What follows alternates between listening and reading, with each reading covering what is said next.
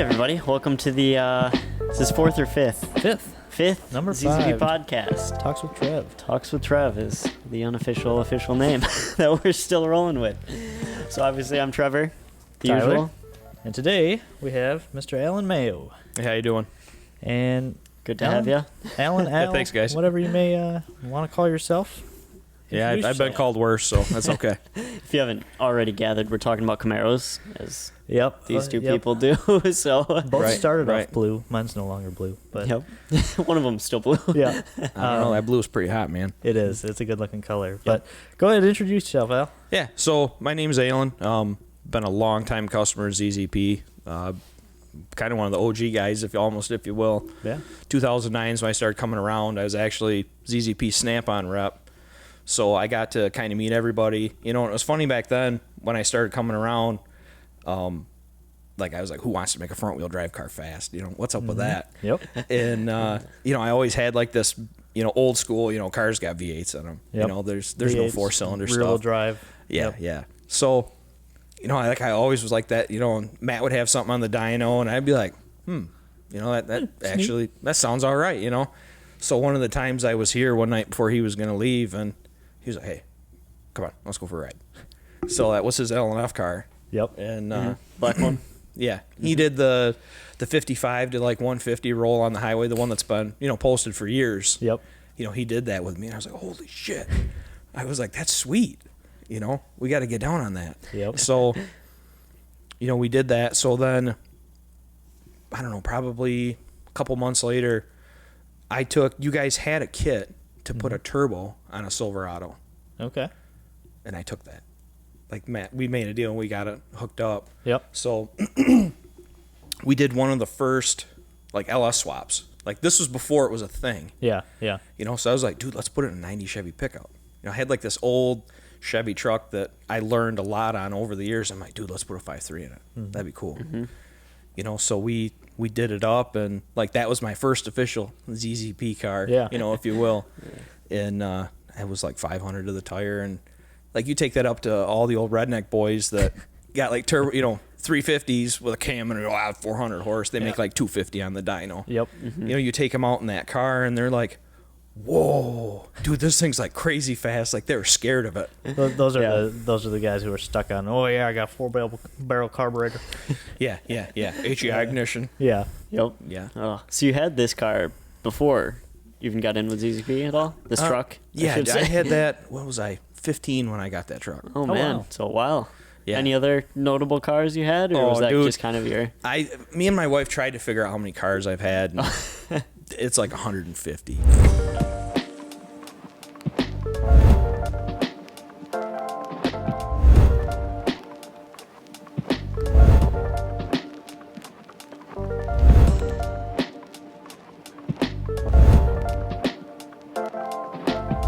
Because I used to flip cars. Like Oh, I got my okay. first ride when I was 12. Yep.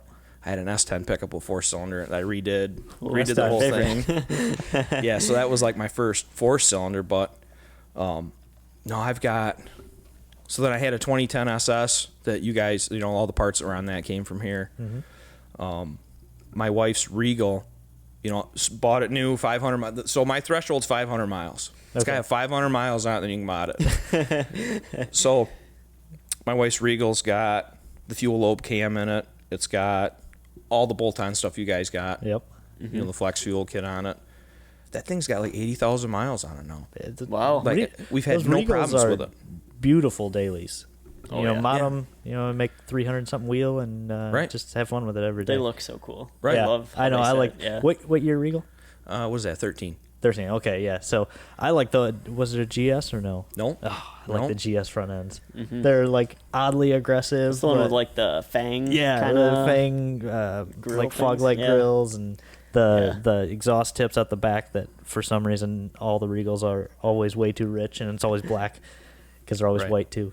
But so Regal, and then obviously the new 4-cylinder Camaro, and then you've got a ZL1. Yeah, I got a 13 ZL1, same deal, 500 miles. Like I got all the stuff. You know, me and Matt went back and forth on a cam and stuff, and got everything rounded up. I don't know, it was like a Friday night, 7 o'clock at night. Dude, I'm always behind. Like, Yeah. I'm way too busy. So I was sitting there, it was like 7 o'clock at night. I'm like, I'm getting this done. And I just stayed up until it was done. Yep. That's what you gotta do And then sometimes. that makes what, seven That 800? was 7 to the tire, Okay. which it kind of feels slow now, so it might need a little more. But, you know, that car's funny because that's like one of the only ones here that most people here are scared of, like, to drive. Oh yeah. Like, you know, they're not scared of nothing else, and they're like, dude, that car's crazy. Because the power's instant. Like, Yeah, as soon as you tip into it, it's all there. Yeah, because that's a blower car, and Yeah. I mean, it's pretty mean. 1.9 blower, way overdriven with a cam and everything else. And, Yeah. I mean, it's, you know, when we dynoed it, like, it had 600 foot-pounds of torque at like 2,000 RPM. Like, it's all there. Yeah. So, I got that. Got a HHRSS, which is one of our favorites. Yep. There's 2 of them. You got another one? There's 2 of them. I had 2 of them. So like how this went down is I picked up the first one, and that's full ZZP bolt on. Like, Okay. that was my beater car because my guys were always taking my pickups to go run around for customers and stuff. Oh, I'm yeah. like, no, we're not doing this no more. You get an HHR. HHR's for everyone. So We'd be pumped. yeah, we got that one. That's actually a pretty cool car. That I had that painted. Somebody hit it. Oh, okay. So the top of it is a black with crushed glass in it, and it's got striping that's red on the bottom. Ooh, two-tone is coming back. Yeah, I mean, Telling everyone. I really like how that one looks. So, Stock turbo, just bolt on. yep, Everything full else. bolt on, Yeah. just a stock. Not a bad setup. Yeah, no. So we and then I was like, well, man, you know, I kind of want one that's like got everything. Got bored of it naturally. So then there's the gray one that came out of Indiana, but that literally has every part that you make on it. Yeah, that's the one that Al just got finished dyno. And what did that end up making? That one's got to come back for flex. Oh, okay. He kind of got it in the ballpark. He's like, break it in and bring it back. Oh, yeah, yeah. But that's 7163 or 60? 7163. Okay, so Yep. I mean, it was one of your crate motors. It's got It's stage 2 LDK, cams in it. yeah. I mean, it literally, I mean, it's got the 6-speed in it. It's got the big brakes. I mean, that car literally has every part that you make Yep. on it. yeah, we're big HHR guys. Oh yeah. You know what? People hate them. I did too. I was a hater. Like, I was like, dude, that's a weenie wagon. It I mean, is. It looks like it. I don't know of anyone that like saw it came out and they were like, I love that. It's always like a later love to the HHR. I think you have to drive one. Yep. Really, Yeah. to get the love for it, because it's just a Cobalt Yeah. that's a little taller. It's got more room, but dude, like, you got kids and you got dogs. That's what's going on. That's what I'm saying. Is Yeah. it's a perfect haul around vehicle. I mean, there's like 80 inches. You fold the seats down. Yeah. It's great. Like it's a Cobalt And- wagon. yeah. What more could you want? Right. And I mean, and what's more demoralizing to lose to than an HHR? Exactly. You know what I mean? Like, you're all buying a dude in his new Mustang or his new Challenger, and you rape his face. He's gonna be sad. Yep. Yeah. Talking just about like, an underdog story. Yep. just like Aaron. Yeah. Oh yeah. But so that one just got done, and then I guess that kind of leads into the Camaro. That And- leads into the Camaro. So that was kind of a me and Steve thing where that came from. Like, Steve he'd come and help, you know, after hours on some stuff for inventory and stuff for us, and he was pretty excited about the Camaro. Yeah. He's like, man, I can't wait till we get one of these.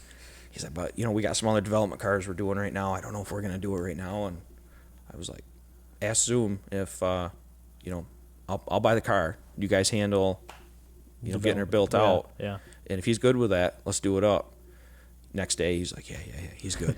So you guys had a car like one day later. Yeah. Like, it literally went from the dealership to here. And I mean, it was a natural progression for ZZP as Oh, absolutely. as a market. It Yeah. we moved from the blown 3800s in the Grand Prix to the smaller displacement stuff, the stuff that has always kind of been the underdog, and moved into Cobalts, turbo 2 liters. The LNF was awesome, and then this sports car from GM comes out with a 2-liter turbo, and everyone hates it.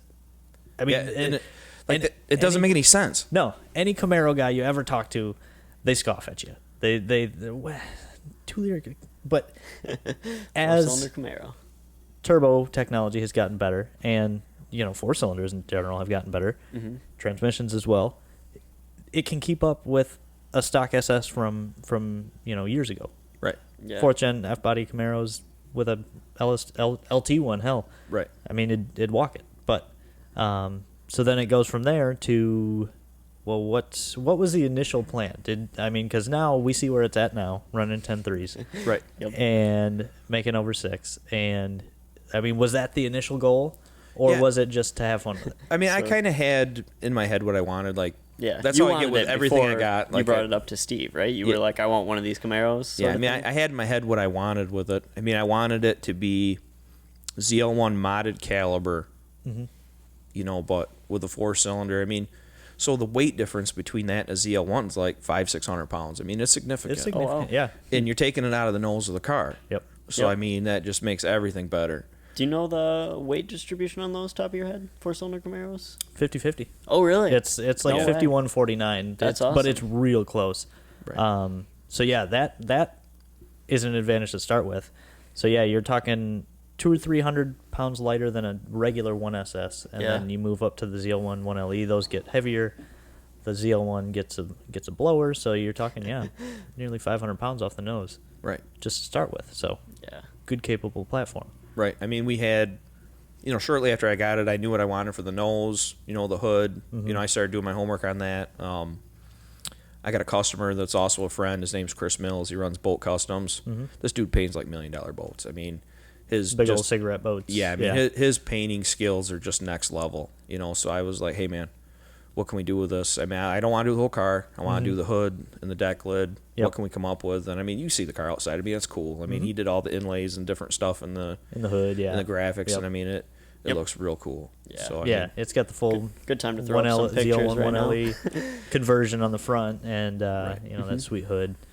But yeah, it's an interesting story behind where it's come to, at least in the last year and a half, 2 years, when people have started to notice it right. and notice us in the LTG market. Because surprisingly, it's been a slow climb. The ecotech market, we didn't come out of the box and dominate like we did the 3800. So we finally got a hold of that, and we're still the leaders in there.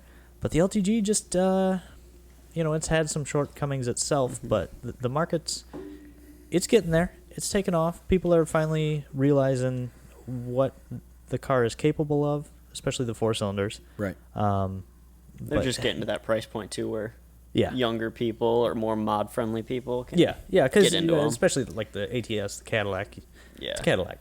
Most older guys aren't going to buy it, and then they drive it around. And well, unfortunately, since it's an LTG, it'll blow up. And Right. I mean, I think the biggest thing that's hurting the market is there's so much misinformation that's running around. Like, you got guys that think they're the wizard, and I mean, to me, I don't care if you got pink unicorns on the side of it. It doesn't matter to me. But I mean, if you're gonna claim to be the man, you got to do something that shows you're the man. yeah, And like, you guys, well, I would do this, or this dude's the better tuner, blah blah blah. Okay, that's cool. We set a record 3 years ago. Nobody's touched it. yeah, I'm gonna give you today what the breakdown is, what we did at each record. Like, I'm even gonna tell you how I drove the car, or how Matt drove the car. Yeah. So that the only factor here is the tuning. yeah. And that's it. And I mean, and if your stuff's on par, all right, beat it. Beat it. Well, yeah, and that's like, I think me, you, and Ryan were talking the other day. It's kind of wild. It's now 2020, so the 16 Camaros have been out for 4 years, and That was the first year of them? Yep, 16. yep, of the 6 gens. And as fun of a car as it is, there's Alan, your car, and then Alan, your car, and then your car, and then there's like 2 guys and then me, as far as quarter mile go. And I don't even race quarter mile. Like, I'm a road course guy. Yeah. And my car runs a 12.5, but I don't know if it's people who go out and they run once and they run like a 14 flat and they're just like, oh, well, okay. Yep. And I'll they go just- do some roll races. Yeah, I mean, I don't get it. So I'm gonna share the breakdown exactly what we did. So, car came here. Yep. We did a tune on it and a downpipe, Yep. and then I ordered Pirelli. No, they weren't Pirellis. Those were Goodyear Eagle F1 supercar tires, 285s on the Okay, back. so the 1LE tires, Yep. stock tires. Yep. Open diff. Yep. And so we went out with that setup when we ran, what was our first time out? 1250s, Yep. I want to say. So do a nice good burnout in the burnout box, get them sticky. and then once you get staged, brake to the floor, and you floor it. Yeah. And you can feel it. The boost start coming in, and then you wait for the lights to drop. Yep. Let off the brake, down to the floor, the pedal goes, and away you go. Yeah. And let it shift. And leave it in auto. Yeah, That's one yeah. thing. Like, on the street and on the road course, the pedals are fun, but you're never, ever going to beat the auto trans, especially if you get the TCM tuned. Yep. You'll never beat it. I mean, that 8-speed's a good trans. That tranny, I mean, with tuning, that tranny gets down. I mean, Yeah. and so part of the problem with the paddles, why they're so slow, is there's like 3 modules that goes through before it goes through the TCM and it actually does the shift. I mean, if you go into the tables for that, there's a spot where you could do direct wire. Nobody's done it yet, but I've got an inside line that said that will cut that lag probably in half to 2/3 down. Because it's significant. Even with tuning, you can't. There's just too many communication. No, that's what you're waiting on. Is you're waiting for, once you pull the paddle, it's got to go through all those modules and then it does its thing. Yeah. Yeah. So, and I mean, and the other part too is if you pull the paddle too late and it misses a shift, Then it falls on its face and your run's done. Yep. Yeah. So Yeah, boosted car, you got to keep it in the Right. sweet spot, or you're building boost again. And right. Well, it takes the throttle away from you. Like Yeah. once Oh, it it does over a revs, full cut. yeah. Yep. I mean, you're done. Yeah, So it doesn't like it. That computer's picky. put it in drive, let it eat. Yeah. I mean, there's the 1240s. That's exactly what you need. Go out, buy that stuff, and stay after it. You can do that. Yep. And you were making mid 12s, you said. That was for it that was like a setup. 1250, 1260. I mean, we'd have to dig into history for Yeah, the time slips. but- I mean, Yeah, but, I think Ballpark. we actually have a blog from the first time you went with Steve. I think you both took the Camaros. That was after we got our blue one, but that was stock, and then yours, I think it was a little modded. But and I mean, tune and a downpipe, 280, 290 wheel, 300, depending on how aggressive you get it. yeah, yep. I mean, these cars make 220, 230 to the wheels on our Mustang Dyno. Stage 1, which is cold air intake, downpipe tune, you're 280, 300. Yeah, yep. It's Yep. a solid achievable number, and Yeah. a lot of torque too, because you Right. get that little baby turbo. Right. I mean, that's like up to 2008-ish. That's like what standard V8s in all muscle cars Yeah. pretty much made. Like Yeah, it's 300. it's quick. a tune, and you're competing, Yeah. and then you take it further, especially with the E85. Right. Oh, and you're in a platform that's lighter. It's got better weight distribution. It handles better. Yeah, that I mean- chassis is just amazing. Right. I love mean, it. Yeah. They're sweet. And you get daily driving perks like gas mileage and Yeah, actually, insurance. those or Camaros whatever. on 93 get amazing gas mileage. We went Yeah. down to the Dragon 2 years ago, and I was still on 93, and I think I averaged 42 miles a gallon on the highway, just cruising at 74 or 75. So I don't know. That's a perk. I don't really care about gas mileage anymore, but Once Right. you go 85, Right. it's kind of yeah. You let it eat enough times, I mean, you don't care. No more. Yeah. So then we did that setup, and then we came back to the shop. I think it was over the course of a week. So I ordered a 2-liter stick diff. So the auto diff is just some Mickey Mouse turd that they put in. It's open diff. Yep. Like, it's light duty. I mean, it should have Mickey Mouse ears on it. Are they So- different gearing or just So- open versus? No, those LC? had 323s in them. Okay. From the factory, open diff, and that was it. You got in the 2-liter manual cars, and that had the same housing as the V6 cars and as the SSs. So they use that same housing all the way up and down. But the stick one has got a limited slip diff in it. Same gear ratio when you do the 2-liter stick. Yep. Yeah. If you go up to the V6, they got like 273s in them. So they're geared down a little bit, so you got to Yeah. run the 2-liter that diff. You okay? So we swapped that thing out. Picked up those weld wheels. And then we've got slicks and skinnies on it. Yep. Yep. Added the front mount intercooler. Yep. And we did an E47 blend for the fuel. I think maybe at that point in time we did I don't think the cold intake was out yet. Yeah, So it was a just a little while silicone. longer. Yeah, it was just a silicone tube. hose and then K&N drop Yep. in or whatever. So I get in. I mean, same process. Do a nice good burnout, sticky. Nice and sticky tires. Yeah, especially Get on up there, slicks. and you brake boost it. Lights drop. Let the pig eat. Yeah. So you get that done. I was running like 1205s, Yeah. I'm 240. I mean, I'm a fat dude. So, like, It's like both of us. Yeah, But we're little tiny, little miniature guys. miniature men. so then Matt gets in it, and Matt's getting like 1201. Oh. You know, so we're like, Steve, get in the car. You know, get it done. So He's Steve upset. gets in the car, 1197. Yep. Oh man. Yeah. 1197 stock turbo. Still nobody's. beat it. Nobody's even in the ballpark. Yeah, there's still 12 Oh threes. really? Yeah. Steve is still holding. Yeah, he's still. Yeah, I mean, like it's like weird. You know what I mean? You'll get all these keyboard, our tuning's so much better, this and that. Like, but why haven't you touched that time? Like, I just told you how to do it now. Yeah. So I expect next week a time, you know, Yeah. somebody to beat it if they've got something going on, and I don't think they will. I And think that's that was. I mean, an auto car that doesn't have insane horsepower isn't relatively that hard to drag. You know, like No, Yeah, it's, you know what you're it's- doing. It's yeah. a pretty it's get out repeatable there. It's thing. repeatable. Yeah. Yeah. And yeah, like you said, I mean, throw Steve in it, and you're Right. Because what? It's 100 pounds as a tenth in the Yep. quarter, is what Yep. they say. So and that's there it is. right. Well, we lined up with. I mean, I cut a better 60-foot than him, but Yeah. yeah, Well, I mean, and that's one thing too. Is 60 foots. A lot of people won't brake boost, and that's huge. If you need to, get some different pads. You know, the stock pads. I Yep. wasn't really a fan of. I'm a big brake guy, so you know, my 6 pistons will hold 22 pounds of boost better than your stock single pistons will. But you don't even need those. I mean, you get a decent pad and brake boost, Right. and get a one. That was probably on what, like a 1.7, 1.6, 60 foot. yeah, 1.7 right I think around is there. what it was cut. Maybe it might have been a 1.6. I mean, that's one of the things that's cool about these cars is they cut awesome 60-foot They times do. if you get them Yeah. hooked. Yeah, mine was like a 1.7 when I ran like a 12.4. So, Right. you know, but that's on a everyday Right. go to the road course and beat the shit out Yeah. of it too. Right. You know, Right. And I mean, it's the tires. You gotta. I mean, these Yeah. guys that are going out there, you can't go out there with the stock all seasons. No. you can't do that. Yeah.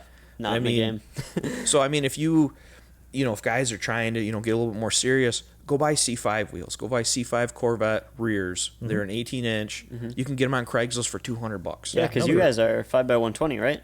yeah, Standard Yeah. muscle car Yeah, lug yeah. pattern. Yep. Yeah. I mean, throw them on. Do that and run. You don't even have to go as far as like a street radial or a drag radial. I mean, you don't even need to do that. Just get something that's got some stickiness to it. I mean, there's ways that you can do this without having to Yeah, it doesn't spend need a big big money. budget. No. I mean, that's like the number one thing that guys look at me is like, how do you launch the car? I'm like, you hold down the brake pedal and you give it about half to 3/4 throttle, Yeah. and I mean, you'll feel it. You'll feel it creeping. Yeah, You'll feel the suspension load, and the car just sets Yep. up, and you're good to go. and you go to a test and tune, and go on a Friday night where it's not as busy and get 6 practice, passes yeah. in. You'll find that point where if you have a boost gauge, you can watch that, and you'll find the point of like, oh, okay, right around 18 psi or so many RPM, and you'll feel it creep through the brakes because it will, and you just get it to that point, hold it, and then And just yeah, let it off. That's all you got to do. It's Yeah, an I mean, auto car. It's repeatable. It's easy. Right. And I mean, and it, after we got the car dialed in, we were within not even lower than a tenth of each other. Like our times. I mean, from 3 passes, and yeah. that was our rule. Is once we got to where we're that consistent, we're like, all right, the day's done. Yeah. Yep. We You ain't got got the gonna best go any time you're gonna faster. get, yeah. No, that's it. You broke 12 too, which I'm sure was the big goal at that time. Yeah. I mean, we wanted to get 11s that day, and I mean, we did it. I mean, there was, at least at that point, we never had a time that we went out that we didn't get our goal. Yeah. It was, and then once we were to that point, like we were maxed out on the stock setup. Yeah. Which for 90% of people, I think perfect. Yeah. Yeah. So Yeah. what's for reference to this setup, like a SS? What are they running stock or like bolt on? It's right in that neighborhood. Yeah. So at that point, it's compatible with. Yeah, I mean, that's why I don't understand, like, there's so much hate for, or you'll have a guy that's got a 2-liter car and be like, I traded into SS, and they keep the SS stock. Yeah. So you're upside down on the car because, Yep. like, well, they'll let me roll that over in the other loan. That's dumb as shit.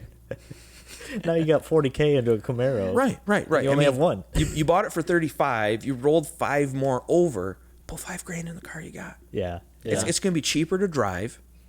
And okay, it doesn't sound like a V8. I'll give you that. That's You can take YouTube or wherever and get the sounds and play it on the radio if it's that big of a deal. You know what I mean?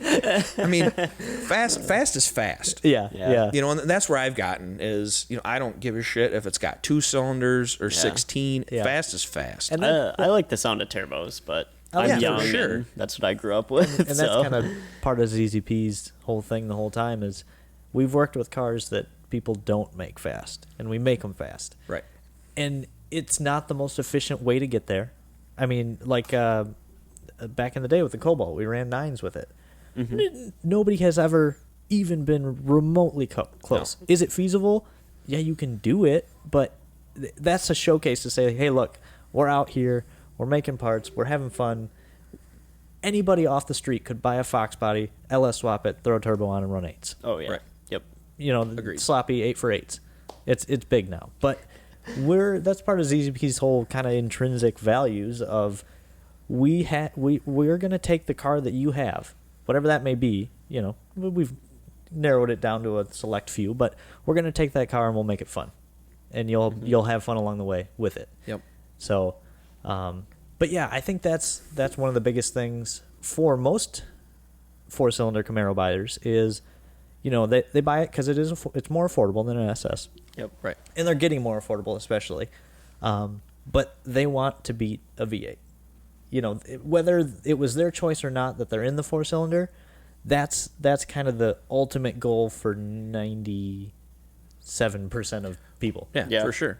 And I mean, I mean, to me, this is what's cool about ZZP, and this is why I keep doing business with you guys for all these years. And I mean, like, I know a lot of you personally. Yeah. Like, I mean, Matt's awesome. Matt's a magician. Yeah, when it comes to for sure, tuning, for sure. It's insane. I mean, my ZL1's been modded for 8 years, and it's had the shit beat out of it. Like, those weren't easy miles. That card has been beat. Wow. I can't believe you've had it that long. Yeah, I haven't had any problems with that car. Like, I'll jump in it and drive cross country right now. Yeah.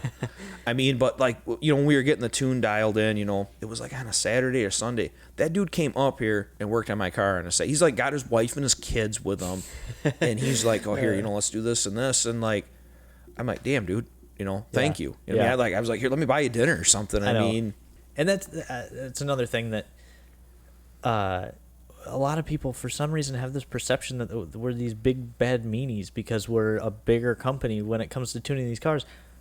Like Al, I came in on a Saturday and helped Al rip apart his old car. Like, we're such a family here, and with our customers too. Ryan Derrick was a customer for years and now works here, and we're cool guys. We just want to have fun with our cars and go fast. Right. And Yep. like, just talk to us, right. and we'll be there for you. So Right. I mean, Ryan's he stayed here.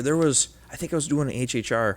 Like, he came up here on a Saturday for me. I mean, I understand they can't do that for everybody, but yeah, I mean, yeah. You can't just walk in We're not here. offering that. No, Right, you right, can't just right. walk in here. But right. But I mean, you know, he's an awesome dude. I mean, I might not necessarily, you know, love like what he did with his car, but I can have nothing but respect for how much passion he's got. Yeah, for it. I mean, what is your opinion of the Snowball? What's that? Well, we're on. that's not so. I'm like more old school on stuff. So what I mean by that is, I like shit that's been changed, but you got to look for it. yeah, So like Chip Foose, Jesse James stuff has always been my favorite because That's cool. like they'll take 2 inches out of the car and you won't just see it. Like, you got to look and be like, wait a minute, that roof line's a little bit different, you know, or they move the style line on the body, yeah, Oh, or the roll or, pans or stuff like that. Yeah. So, I mean, that stuff's cool to me. I mean, for me personally, A lot of fabrication kind of stuff. yeah. I mean, that's Uh-huh. you know, but I don't necessarily have a problem with wild colors, but I mean, if it don't make it faster, handle better, or stop better, I don't give a shit. I mean, like, none of my vehicles get stereos. Like, I contemplate taking them out to save the weight. yeah. You know what I mean? So, I mean, that's always it. I mean, it's functional for me. So you will never see a stereo in any of my cars, ever. I mean, roll the damn windows down and listen to it. I mean, that's my answer. Spend the money Yeah. on the exhaust. Yeah. Yep. You know, Yeah. so... No, I mean, Ryan's car's cool. It's his thing. I mean, Yeah, it's- everyone's you know, got their so... thing. For all of our cars, it's an extension of us. You know? Yeah, it's always cool to see how everyone does have their Right. weird things. Like, for me, it's like crank windows and stuff. I don't know why. You I like just love basic bitch, like super base model stuff. everything. Yeah. Well, how often do crank windows fuck up? Yeah, that's true. That's That too. exactly why. Do you know how many I mean- window motors I've replaced in my life? Right. Right. Oh yeah. So, I mean, there's something to be said for simplicity, too. Yep. You Yeah, know, that so- too, for sure. I mean, that's what I say. I mean, I've always been, something might not be my thing, but if you're passionate about it, and actually, like I said, you got pink unicorns on your shit, dude. More power to you. Yeah. I mean, If it makes that's you great. happy. I mean, you go down 28th Street going a $120 with it, mussing somebody's up, dude. That's awesome. Yeah. I Yeah. mean, you own 2 modded HHRs, so. right. I mean, Yeah. now if we talk about the favorite thing to drive, that's not one of those. That's probably what, your Corvette now? The Corvettes. Yeah, because you got a 2019 Yep, Z06. Z06. Oh, Yep. man. Yep. I've always wanted a vet, and I was like, man. So this is your first vet? This is my first vet. Okay. Oh, really? Yep. Wow. And it was just kind of on a whim, and dude, it just happened. Yeah. I mean, that's so I got to give props to my wife. Dude, my wife is awesome. Awesome. She never questions any of this shit. Like, ever. There's never a day if she's like, I got to go talk to the wife. There ain't none of that shit. No. You just decide you want one? Yep. You got. Yeah, that's I mean, and it's. What is her favorite car? Probably the Corvette. Oh, yeah? But Just I'm the not looks, allowed to probably? sell. Well, I'm not allowed to sell the ZL1. oh, Because I was talking about getting rid of that, and she's like, "You're not allowed to sell that car." I was like, "What do you mean?" She's like, "No, that car's sweet. Our son's gonna have that car someday. So you're not." There you go. She's like, "You need to have a car for our son and a car for our daughter to have." It's on the internet now. They're going to So- reserve that. Charlie's getting the Camaro. Yeah. He's for sure Nice, gonna get that. I nice. mean, that's Do you like the Corvette more than the Camaro just because of the newness, or do you think it's? They're like totally different seating. Like, it's a whole different. Yeah, I mean, fifth gen Chassis, Camaros I are guess you could say. kind of boats. that car's raw. Yeah. Like you have to drive that car. Like, I mean, it's raw. It's angry, and I mean, you have to manage that car to Yeah. get have fun with it. And it's like a sledgehammer versus a scalpel. Yeah. That's the best way I can put it. Because I mean, the Corvette it's faster, which blew my mind. So like one night, so we Out go of for the box. yeah. So we go for ice cream. And we're down in Mexico, by the way, doing course. this. Yep. And Best place to get ice cream. Right. So I'm in my ZL1 with my daughter, and she's in the Corvette with my son. And like she rolls up on me and hits the horn, she wants to go. So we rolled, I think, 4 or 5 times, and dude, it beat me every time. Really? Wow. Like I was thinking, all right, maybe I didn't get this right. Yeah. I'm like starting to pay attention to the temps and stuff. Every time I don't know, 100 gone. So Wild. I mean, there's a significant Yeah. wheel horsepower difference between those cars. I mean, obviously the Vette's got the weight advantage. Yeah. I mean, the Corvette or the Camaro's a tank, Yeah. but yeah, And because the Corvette's a 10-speed, right? no, 8 speeds only on the autos. Oh, they didn't okay. do the 10; it don't fit in the back. So that's right. Yeah. that was why I did a Z06. Was I knew I was gonna mod it, Of course. and so I've got a buddy that works there, and I was like, all right, what do I want? And he talked to me about it. He said, well, from the A-pillar back, it's the same car as a ZR1. So he said the differences is in the front, the body and the motor, obviously. But he said, if you did the 8-speed, it's the same tranny, it's the same diff, it's the same suspension. So I was like, all right, let's do that. Yeah, it makes sense. It's a lot cheaper. Yeah. And the ZR1s had the cooling issues for a while, or was that the Z06? It's a Z06. Okay. Yeah, I mean, But then they opened up the front grill or something. I don't know, something like that. it's better. It's Yeah. better. I mean, there's Better. there's parts of me that are still like, you should have waited and bought a ZR1. Oh, yeah? I mean, the jury will be out on that until I get it done. I mean, this summer I'd like to do a 2650, Yep. and then the supporting mods that should be 11 to the tire. Ugh. Yeah, I'm looking forward to that. Yeah. Better the C8. Yeah. What are your thoughts on the C8? Yeah. We just saw one at the auto show. Yep. Everyone knows my opinion on them, but Yep. Trev hates it. Yeah, I'd have to drive one. I mean, because Yeah. this goes back to my it don't matter what it is if it's fast. yeah. So if I drive it and it handles and it gets down, yep. Yeah. I mean, I don't regret what I bought. Right. I wouldn't. I mean, no, it's Yeah. still a super fun car. And you'll have plenty of time to enjoy it, whether you Right. keep it or sell it or whatever. Right. But I yeah. mean, could there be a ZR1 C8 in my future? Very possible. Very possible. Boy. I mean, it's going to depend on what it is. If it's hybrid, I just can't get down on electric yet. Oh, yeah. I can't. I mean, I like Teslas. I love the technology. I love what they're doing. Mm-hmm. But it just feels Just it feels out of your wheelhouse. Yeah, it just feels un-American to me. You know what I mean? Like, It's just there's not quite the sensory input of a Yeah. of an internal combustion car. I mean, it would make more sense if it was like you want one car and you want it to kind of be a daily driver and like kind of a Right. race. But like if it's your fun car, right. why would you? I mean, will I own a Tesla someday? Yes. Yeah. Mm-hmm. I think that company is going to be like one of the top 3 companies in the U.S. for size. I mean, their AI, their technology is so far ahead of everybody else. They're not just going to have it in cars. Yeah. Yeah. They're still in their infancy. I mean, they're what, Right. 10, 12 years old Is now. it really that long? Yeah. Yeah. I think. It might Crazy. even be older than that. Yeah, but compared to everything else, you know, it's they're Yeah. still a baby. But Right. the strides that they've come, and like Zoom was saying about the Cybertruck, it's the ugliest thing that's ever been put out. But you give people 2 or 3 days, and then some people are like, "Wait, I kind of like it. It's kind of weird, but Yeah. I like it." And the pre-orders showed they were low the first 2 days, and then people, whether it was the media, you know, kind of getting in their head and saying, "Oh, this is a cool Tesla," or just the fact that it's never been done before, so people had to adjust their mindset towards it, and then pre-orders went way up. And Yep. I hope it comes out soon enough, and Yeah. the Roadster too. Oof. That's going to be the future. I mean, Yeah. that's the real thing here. I Yeah, mean, and it it's, has to be. Nobody can deny that it's Right. the solution to a problem. So eventually it'll take over. But Yeah, Right. Right. yeah, Right. And then ZZP will have to do electric cars. we'll have to do something. Something. Maybe we can install aftermarket exhaust, yeah. so it sounds like a gas car. Yep. Yeah, yeah. So you have So like, you can manually shift it. well, you'll have pipes on the back with speakers in them. You know, like Yeah. making the noise and shit. Yep. So you can roll up to a meat and We got V8 Turn- sounds. We got 4-cylinder turbo sounds. yeah, you could turn just on the pick which cam one you mode. want. Yeah. So it's sitting there just bum, bum, bum, bum. What soundtrack would you like to listen to while you get beat? Yeah, yeah. Yeah. So we went from back to the Camaro. We went Yeah. from Yeah, sorry.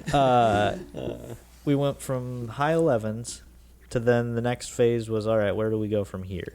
Because we had we've had the ZFRs out for the Cobalts for quite a while, so Yep.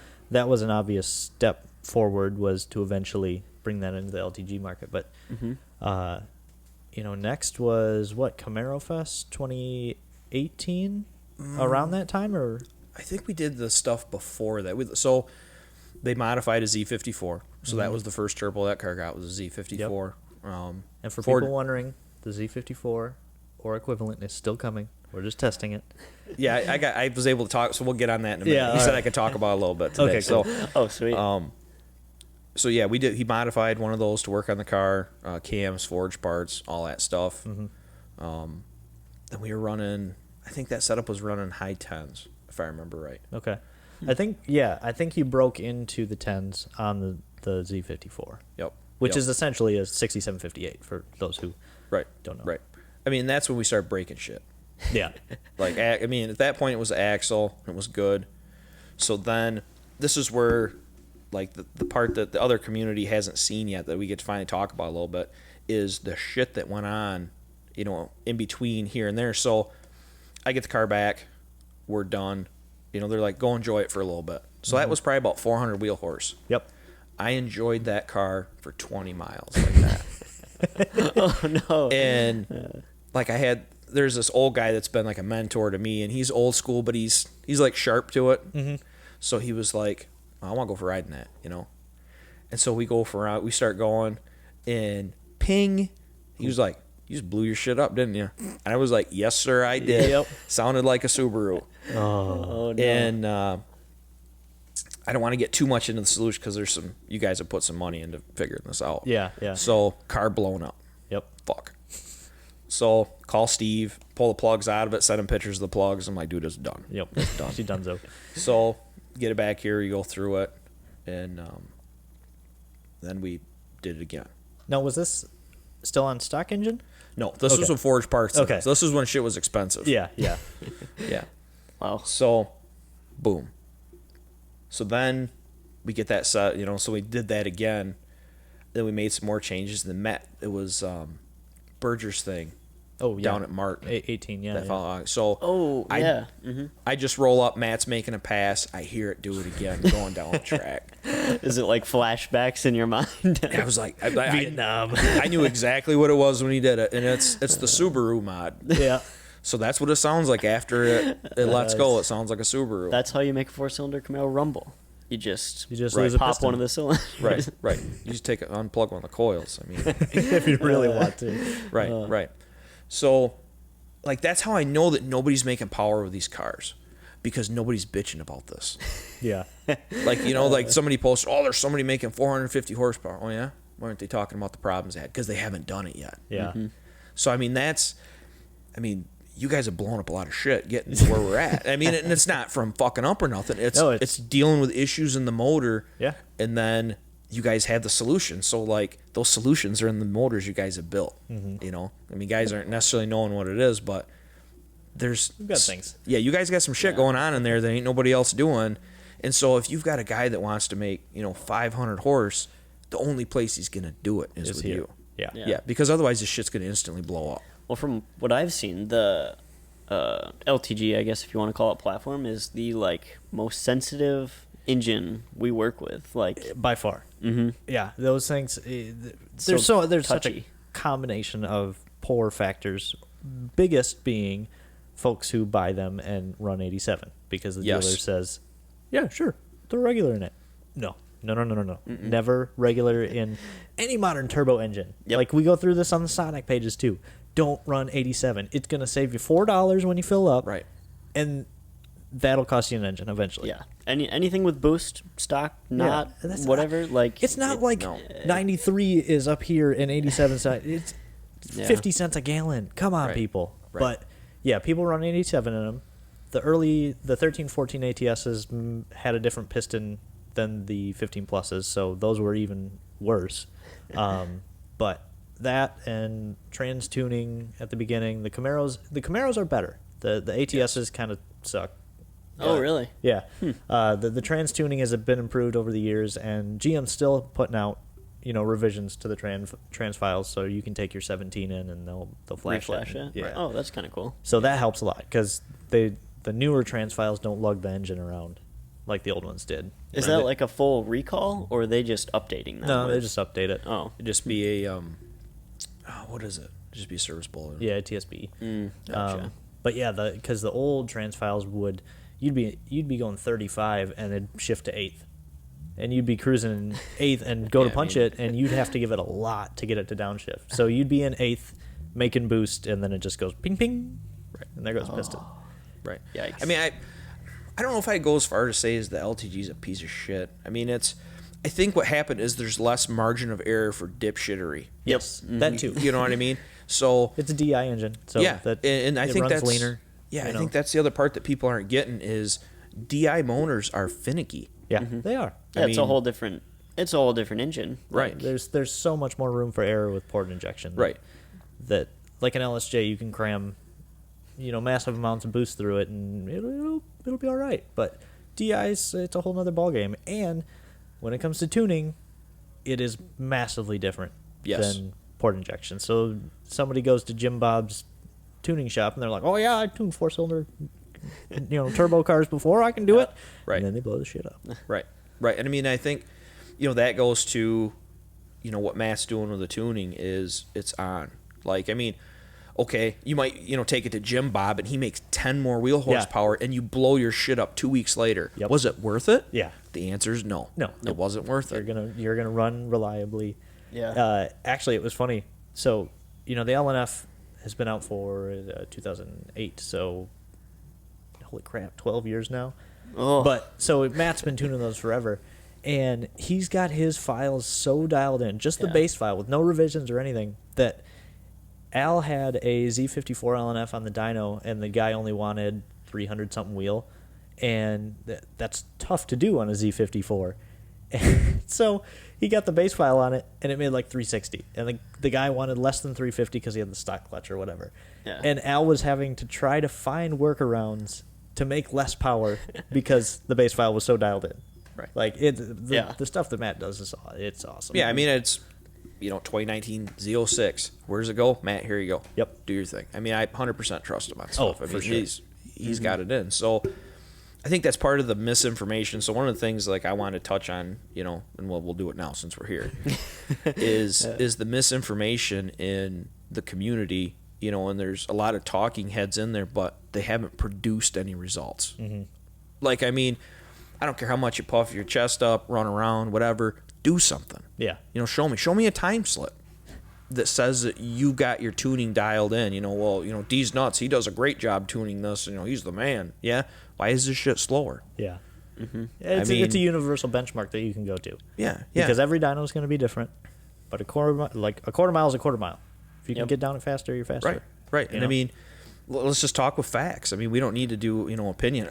Time slips. That's it. I mean, and some of that, other gimmicky shit. Like the one that drives me the craziest is the throttle controller. Like I see this pop up. Like I've seen it cycle twice now. Yep. So they'll go in waves of, oh yeah, this is a great product. Yeah, this is sweet. All that does is it changed the progression of the throttle coming in. The throttle can only open 100%. Yeah. So now you only have to push the gas pedal halfway to get 100%. I mean, like, it's $300 for nothing. Yeah. Literally nothing. Man up and push the bitch to the floor. You know what I mean? Going back to our tuning video, floor your car. Right. It's not that far. Yeah, I mean, it's not hard. I mean, do a leg workout if you can't push the pedal down. I mean, even we can do it. We got tiny legs. And it's like you're hurting yourself for, like, say what Tyler does in the road course. You want as much modulation as you can get. Absolutely. Yeah. Absolutely. So why would you make your half throttle or quarter throttle that much harder to find? Yeah. Yeah. When- When it's not cable driven, you already have vagaries, if that's a word, in it. Yeah, because you're not connected to it. Yeah. Yeah. You're pushing a sensor on a pedal. There's no feedback. Yeah. So if you make, like you said, quarter throttle is half throttle or half throttle is full throttle, then what are you doing? Right. I mean, and if that's that big of a thing to you, it can be changed in the tune. Tell Matt. Be like, I want my throttle to come in faster. Okay. Yeah. You can change the sensitivity. I mean, there's tables in there for that. If that's a thing for you, do that. I mean, or hopefully we can put another one to rest here. The blow-off valve. Yep. Oh, man. The blow-off valve. Yeah, I had to go here. I've even heard all about this one. So the one I'm going to first specifically talk about is guys like wanting to vent to atmosphere. Yep. For the noise. Whether you realize that or not, you are like the carbureted guy saying, I like pumping the gas pedal twice to start my car.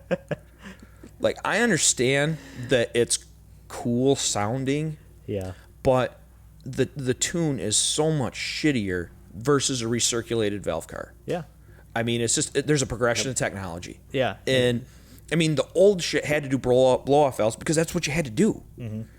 I mean, you didn't have a choice. So when you can have it recirculate, and your air metering is so much better. I mean, the mass airflow sensor works better because you're not blowing through it. I mean, dude, there's just so much shit that's way better because of that. So, like, every time I hear that, that's like what I'm hearing in my head is, I like that carburetor making 10 horsepower. Well, it's like most people think they're like, so I can get the sound but lose 2% of power. I want that. But it's not like it's 2%. It's like you're losing so much. Well, and I do customer service, and it's just something that people don't know any different. So they're like, oh yeah, my buddy said I should get an upgraded blow-off valve, so I want to attach this blow-off valve. And I'm like, well, to do it right, you have to block off the bypass valve. You have to move the MAF to a draw-through setup, and then you have to attach a blow-off valve, and then you got to retune for the whole thing. So instead of working and doing all that for some noise, get a cold air intake.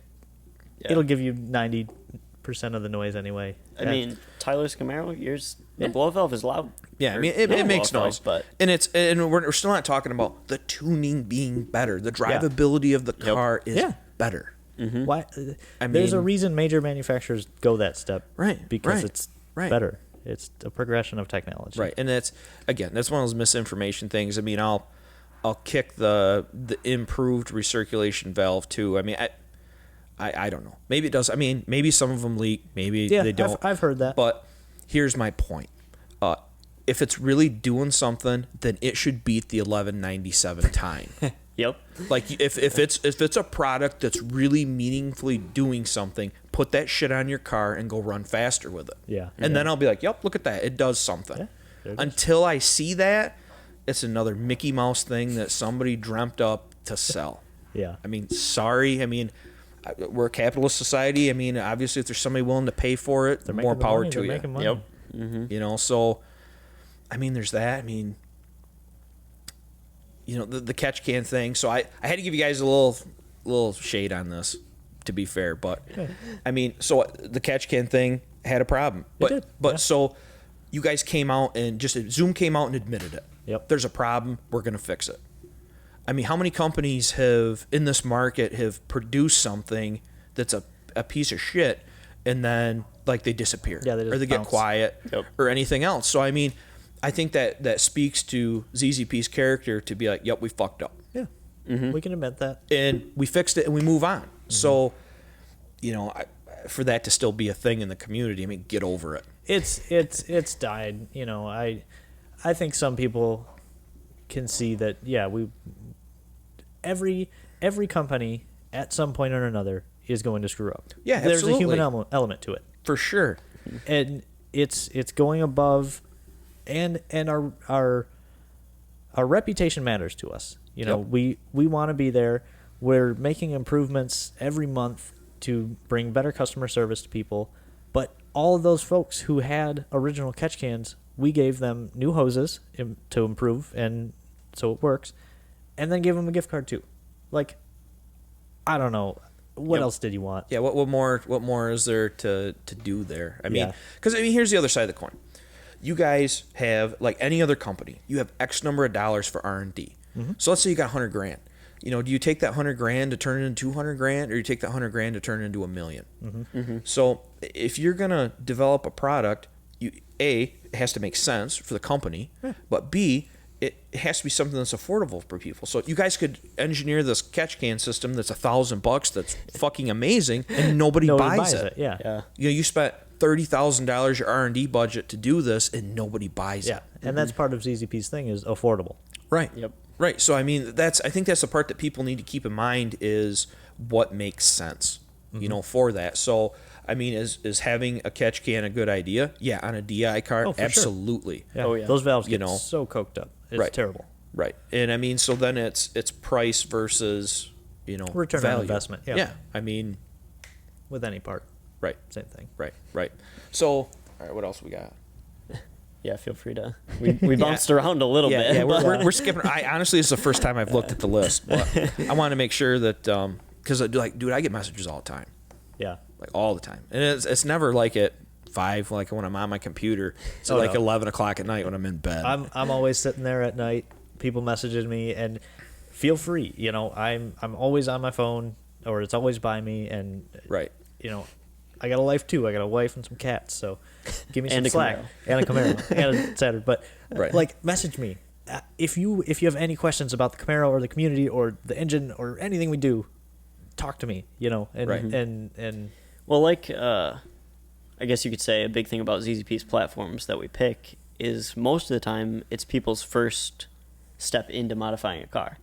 Like the Cobalts, the 4-cylinder Camaros. Most of these people aren't like, oh, I've modified 6 cars. This is another project Yeah. to me. It's, this is my first car. This is my first car I want to buy a part for. Like, Yeah. they don't know anything about customizing a car, modifying it. So, Yeah. like, They it's hear- all new for a lot of people. they hear stuff from their buddies, Yeah. and they hear stuff on the internet, Which is what we specialize in. So we're Right. used to Yeah. people not knowing much about what they're doing. Yeah. Right. Yeah. So and that's fine. But we want to. let me give you a little. I'll try to make this a little story on that stuff. Like, I learned this as a kid. So, yeah, I started wrenching real young. So that black Chevy pickup, like, there's a lot of lessons that I learned on that. So in high school, I was like, you know, I want to put a billet small block in that. So I picked up, where are they, World Products heads. You know, I closed my eyes and picked a cam out in the Summit catalog. Yeah. This one looks cool. And Which one's Like, the biggest? put I need that everything one. together, and that truck was throttle body. So I mean, I don't know if you know, throttle body is shit for tuning. Like the old TBI. GM TBIs were Yeah. terrible. Oh, yeah. So like, I've got the Holly throttle body. Like, I've got this guy mail order tuning me chips and sending them back and forth. That truck ran like shit. It was terrible. So I did that. then I was like, it's fuel injection. Fuel injection sucks. So I put a carburetor on it. And like it still wasn't right. Well, I mean, compared to TBI, carburetors might have been a little better, but Yeah, I mean, Carburetors are scary. it was terrible. So wizardry. why was it terrible? Because the parts weren't made to work together. I was Yeah. just randomly picking out stuff, shit. yeah. And I put thousands of dollars into that truck, like learning these lessons. And so, like, when guys are like, well, what downpipe should I run? And what should I do that? And they're like mixing and matching the shit. Yep. You're not going to get the best results. Yeah. Like, Yeah. you need to pick a brand and stick with it. Build all the parts that go with it, because the end product you'll be happier with. Yeah. You know what I mean? And you want to optimize your dollar too. Like, Right. you don't want to spend a bunch of money on stuff and Doing make it half twice. the power Yeah. Right. someone else. Yeah, we don't design our parts to work with other people's parts. Correct. We And design them to work with our stuff. Yeah. Because that's what we do. And the tunes are that way. I mean, I don't think people understand that, like a cold air intake isn't just a cold air intake. I mean, depending on where the mass airflow sensor's placed, it changes the way that the air moves over it, Yep. and it changes the way the tune scales and everything else. I mean, you just can't, be like, I'm going to grab this, and this, throw it on the car, and it's going to be a happy ending. Yeah. Like, that's not how this shit works. It's been like that way for a while, but people don't understand. When we say that, like, an InGen intake sucks, because it sucks. Like, Matt will come to us and be like, I hate tuning those, because they skew the MAF signals and all this, and yeah, they're a competitor, but out of everything, we're honest. We want to tell you what's going to work for your Right. car, and we'll even tell you a stock box with a silicone intake tube flows great. It works well. We can Yep. tune it. Works great. But yeah, It don't give you the musical sounds. no, it doesn't I give you mean, the cool noises. But so right there's another good product or point. As a rule, the Camaro does not make more power without a tune. Nope. Because the ECM it takes it away. Yep. So if you have better airflow, anything else, it just takes it away. You're wasting your money. I mean, if you want to do the exhaust to make noises, more power to you. Sure. Yeah. But it ain't making your shit faster. No, it's torque And so, like the InGen, the only reason that made more power is because it was skewing the MAF signal. Yep. It was screwing with the tuning of the car. Well, all right, so we have a car that's fussy, and now you're fucking with it with the way that it does its thing. Yeah. I mean, it's not a good program. No.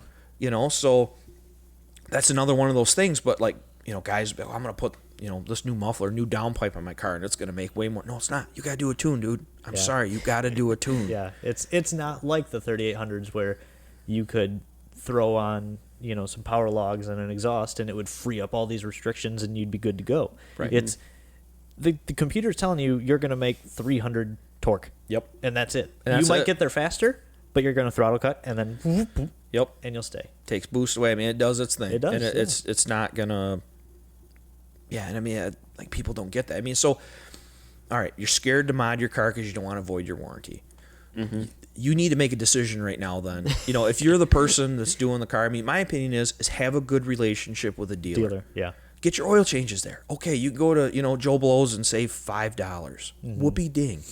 Take the car to the dealer, have him do the oil changes, pay him to rotate the tires. Yeah. Because what's going to happen here is if you ever have anything that's questionable, where the dealer it's in the dealer's hands to make a decision, you can be like, look, you've done my service history on this car. Yeah. You've Yeah. taken That- care of it. that goes a long way. And it does. It's having that relationship. So over the course of your car, you might spend $400 more on maintenance. Okay, now the one time that something fucks up and you need them to be in your corner, they will be. Yeah. Yep. So just do that. I mean, I've had everything I've bought since 2008 has been modded at 500 miles new. And I haven't had one time the dealer fucked me. Not once. Yeah. I mean, my SS wasn't stock. That was the early 10s, the clutch would stick to the floor. Like I had it at the ZZP Oh, event really? then. The pedal would stay on the floor. And you'd have to keep pumping it and shit, and it would finally release. And they had an issue in the pressure plate. So, car wasn't stock, but the service manager's like, look, you haven't done anything to make it do that. Yeah. So It's they a took care of problem. it. They Yeah. took care of it. I mean, I broke the rear end down at Martin with Matt in that car on stock street tires. Just exploded the diff. Like Matt was with me, and like I go to hit it, and nothing. And he's like, well, let's push your shit out of the way. So we push it back. It gets towed to the dealership. I just write a note.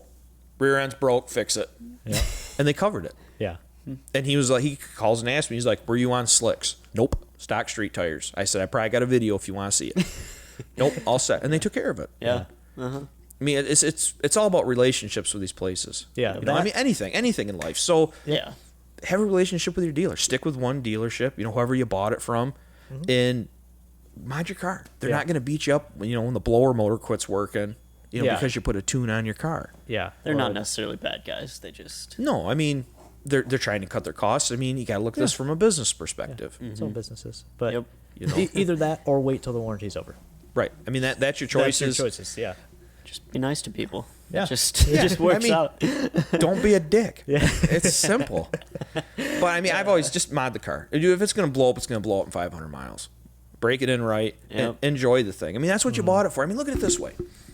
When you're 60 years old and you look back at it, are you going to be like, man, I'm glad I waited to have fun with my car? You know what I mean? Because who knows? Maybe you knock your old lady up and now you can't do that shit. Yeah. You're planning on That doing too. it 2 years. Life came up. Have fun with it. Yeah. Enjoy it now. You Yeah. bought it to have fun. Have fun with it. Mm-hmm. I mean, Yeah, it's simple. that's it. Life's short. Then when you're an old man, you got your grandkids. You be like, yeah, man, I modded that shit right now. It's new. Yeah, I blew it up. You Yeah, gotta it's fun. have the war stories. Yeah, I mean, whoever had the cool story about, I left my car stock.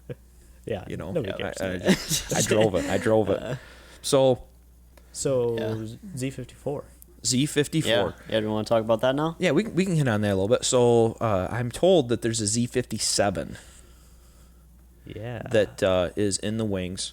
When I drove the car, that 20 miles with a Z54 on it, it did get down. Like that would have fucked up an SS. Yeah. For sure. That would have fucked up an SS with bolt-ons. Yeah. For sure. Yeah, I've I got a mean, Z54 on my eye on it. It's a Yeah. really good turbo.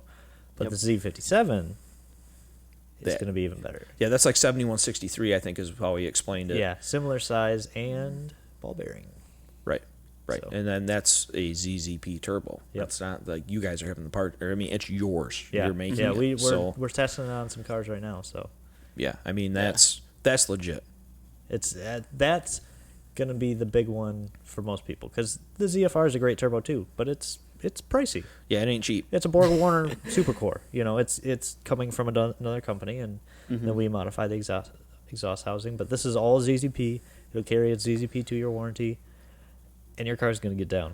Right. And I mean, it's you follow the directions and you put it on. And then after it's It done, bolts up to your intake, your downpipe, your charge pipes. right. And then have Matt tune it. Yeah, Like, don't have your buddy down the street that can get Yeah. 2 more horsepower and you blow your shit up. I mean, and then P.S. when you blow your shit up, it ruins the turbo too. yeah. Yep. Ask me how we know. So it's I mean, Because we'll push them to the limit. We'll find out real quick where the limit is. Yeah. So we'll make sure Let you nobody else know, is gonna don't go have that over same. Yeah. Yeah. right. So I mean, the other thing that I'm hoping, and I talked about with Matt a little bit about today. So the DI stuff, the bigger. So guys keep asking, where's this DI pump at? Where's this DI pump at? They keep breaking. Yeah, they fail. They fail. It's It's something in the pump, and you're making it do something it wasn't made to do, and it it's just- it being a hates piece of shit. So, for the guys out there that keep beating their chest for that, do you want like the pump that lasts a year, and then you're pissed because it's broke and you got to buy another one? yeah, I or mean, 1,000 miles, and they're not cheap. I mean, look Right. at our Cobalt one. It's $500, right. and people bitch about that price, and this likely would be more, especially to begin with. Yeah. Right. I mean, the thing that I guess I have a fancy for that I hope you guys have a prototype of it already, and that's port injection. Yeah. That is, in my opinion, this is me, not ZZP, this is me. Yeah. That's the way to go. That's the way to go because there's so many advantages to it. Cost being one of them, Yep. I feel. Tunability. But now you've got fuel washing the valves. valves. Yep. And that's huge because you could go buy a new Toyota and go to the dealership and they are uncaking carbon off the valves at 40,000 miles. We had we bought Yeah. an LTG for a customer's car to use the block to put in it. I think it had 35,000 on it, and the valves were this color. They were black. Yep. And the valves about that big. It was probably that wide with Yeah. crap on it. I mean, you can go right and Google DI motor valves after 20,000 miles, 40,000 Yeah, miles. Like 'cause- you can see pictures. It's what they do. Right. Like all of them. it sucks. But and even manufacturers now are doing DI and PI. Like some of the newer Hyundais and Kias. Yeah. They're doing dual injection because just Right. for serviceability down the road. That's what the ZR1 is. ZR1's a Z06 DI system with port injection on it. Yeah. And Yeah. it's So think about it like this. People are wanting fueling mods so they can get that extra 30 or 40 horse. Now, if we don't waste the resources chasing that route, which would be, cams, high pressure fuel pump, low pressure fuel pump, injectors, you got 4 components there. Port injection, you get a spacer, throw some injectors in. PI injectors are cheap. You can throw some 80s in for less than $200. yes. And Yes. then boom, tune it, good to go. Right, because that one of the comments that guys keep bringing is the nostrum stuff. My car had nostrums on it, and they did not work as They failed. intended. Yeah. And I'm not saying that company didn't get their stuff figured out, but And that was a couple of years ago. right. But from a especially for ZZP, I mean, it probably doesn't make sense to me. I don't know what the numbers are. I don't give a shit what the numbers are. Yeah. But if it's not being carried, there's a reason. Yeah. And I mean that's it. I mean, this company exists to make money, and if there's a product that's effective and it works and it makes sense, We'll carry it. it would be here. Yeah. And it's not for a reason. So, I mean, in my opinion, the port injection is going to be where it's at. It is. And Yeah. that's what I want on my car is the port injection. And I'm curious if some of these issues get better from it, I think they will. like for blowing up and I mean being funny. I mean, I would like to see a around 400 horse stock bottom end car. I think it's possible. I think it is too. I really so what my fantasy's been for all these years because we're way beyond that now. But Yeah. to take a stock car and put $5,000 in it and go run 10s. That'd be awesome. Like, I think I mean just rough. I mean now, I'll make the disclaimer that this is you putting the parts on. Yeah, I mean, not a if shop it's- installing that. Yeah, it's You're- not a shop putting all your shit on. I mean that's not what I'm saying here. I mean I'm saying you're getting your arms Yep. dirty and getting in there and getting it done. But that would beat an SS with $5,000 in mods. Yeah. Like where the power is and the weight and everything else. That Like would it's beat that. Z54 port injection. Hopefully not have to do rods and pistons if we could figure out that issue. But Right. I think possibly too the ring gap on the pistons stock is too tight anyway. But yeah, that's the ultimate goal for a 4-cylinder guy is beat an SS. Right. Your buddy, Dave has a 16 SS that he bought, and you bought yours for $10,000 less, and you put 5 in it, and you go and race him, and you make him cry. Right. Well, especially if he's got, header. I mean, headers are $1,000 or more. Yeah. I mean, if you do a flex fuel kit on it, there's another $500. I mean, an intake on it. I mean, and even with a cam, I mean, I think at the $5,000, even with somebody with a cam, I think you could be competitive with yeah, it. as long as he doesn't put a blower on it. Yeah. Right. But, all right. So, what's a Pro Charger kit? $7,000-8,000, and you got to have all that other shit with it. Yep. Otherwise, the car stock makes 550 horse with a Pro Charger on it because guess what? Those pistons suck too.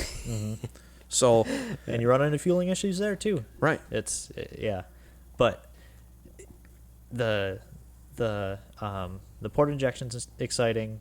I mean, your car now makes what, over 650? Yeah, it was 650. I mean, we haven't had an engine failure. Now, granted, we keep breaking shit, so we haven't had a Yeah. pass. Yeah. Recently it was the drive shaft, right? Yeah, That's oh the my God. Yeah. So for anyone else that doesn't know, we went 10s, high 10s with a Z54, then moved to a custom turbo manifold. Yep. Then went low 10s, 10.3, and then everything broke. I mean, everything started to break before then, but then you're talking Yeah, like everything. we haven't. So the 10.3 pass, I think, was at like 500 to the tire. Yep. So consider that and that wasn't a good pass. And yeah, man, it's very frustrating. I mean, that's when axle shafts really started giving up the ghost. You guys were out. Like Steve sent me a picture showing me my drive shaft. The stock one broke. The stock one broke nice. Yeah. Like it just, Yeah, it just sheared off. And I'm like, oh, that's cool. She's like, well, what should we do? I'm like, oh, fuck, I think probably should put a one-piece shaft on it. Yep. I mean, because we're just going to break the stock one again, right? Yeah. So, a local company got that together, and it didn't have the loop on the back. And I think if it had a loop on the back, it wouldn't have been as much carnage. It might have been a little safer. Yeah, because it didn't have the loop on it. Because, like, I asked him, I was like, you guys going to put a loop on it, right? Yeah. There'd be a loop on it. So, on the dyno, that fucker let loose. Like, I seen pictures of the carnage of this. Yeah, it was. Yeah, I mean, I'm glad that nobody got hurt. Yeah. You know what I mean? Matt's sitting in the car on his laptop. I mean, if the airbag would, if he would have been having his head out the window looking at the dyno and got the airbag in the face. I mean, I think Tim was in the dyno with him. Yeah. Yep. Tim came out all right. I mean, there was some serious carnage. I think that was pretty quick after I started working here. Yeah. I remember hearing all about this, and Yeah, it was I mean, it fucked the car up. I mean, so I broke the tranny off, broke the back of the tranny. Mm-hmm. Then, So actually, other than that, we haven't had a trans failure. The stock trans is held together, the stock trans has held. but everything after the trans. Yeah. Well, I think it's because of the way we're running the car that we haven't broke it yet. So way back when I got the car, I ordered 2 trannies that day, like the day I picked it up. And one of them went here local, and another one went to a guy that's building 8-speeds in North Carolina. And so he immediately disassembled it and showed pictures between the 8L90 and that, and it's scaled down 30%. Yeah. Now, it's surprising that we haven't broke it because the parts are quite a bit smaller, but we think it's because it's always under load the whole pass. Yeah. So it's not like shock. Right. It's not like we're shaking the tires and that gives an opportunity to break the shaft, loading it and unloading it. So that was something else we talked about today. We'll get back to that. So then it whipped around on the diff, and the flange it's on the diff. So what's cool about these diffs is it's just a snap ring. Like old school yokes on a diff, you got a nut and a crush washer and everything else, and that's what holds the pinion in. This has just got a snap ring on it. So it wallered around and it fucked the splines up on. Yeah. So we're like, well, that's not safe to run at big power no more. So I scored a tranny. I came here. I think Brandon put it in. I finished hooking it up, doing everything else. This was right before Camaro Fest last year. Yeah. Paid just stupid money to get a drive shaft made. Like, there was fees for overnight. I think the overnight fees were like $250 for a drive shaft. We wanted it done because we wanted to go down to Camaro Fest and run 9s. Yeah, and then it was like rush fees at the shop. Like, this drive shaft was like $1,800 by the time it got here. wow. So, like, late at night, like, hey, Steve, get the car on the hoist. Let's get this done. We go in, and the drive shaft's too long. Oh no. Yeah, like, Yep. I didn't hear about this. We're killing it trying to get this done. And by not a huge amount. No, it was like it was inch like an and a inch. quarter, It was yeah. like an inch. So what it looked like is they didn't compensate. So on these Camaros, flanges, they got yeah. a fucked up flange on them. There's 3. It's a triangle, and so they've got like this crazy adapter on both the trans and the diff to get it to like a more traditional shape. So one of those things didn't get factored in. And so they didn't factor it in because we measured it and like the thickness of that flange was how much it was long. Yep. So And it's not like you can just chop a drive shaft in half and no, shorten it by an inch. no. And this is like 2 days before we're supposed to leave. Yeah. So we're like pissed on it. I mean, this is it. Man. Yeah. So I send the drive. We triple check our measurements, and it's made wrong. Yeah. So we send it back to the guy, and he finally got it right. So then finally we can drive the car. Transmission wouldn't shift. Yep. Used tranny I put in it. So on the back of that, there's a solenoid characterization code. So each valve body has a specific program to that transmission. And if you don't put it in there, you will burn your shit up. And It might work today, but it ain't going to work tomorrow. Yeah. So, I mean, like, I verified this with a dealer, my buddy at GM. Like, they have the files at the dealer, and you got to program all. So we get this done.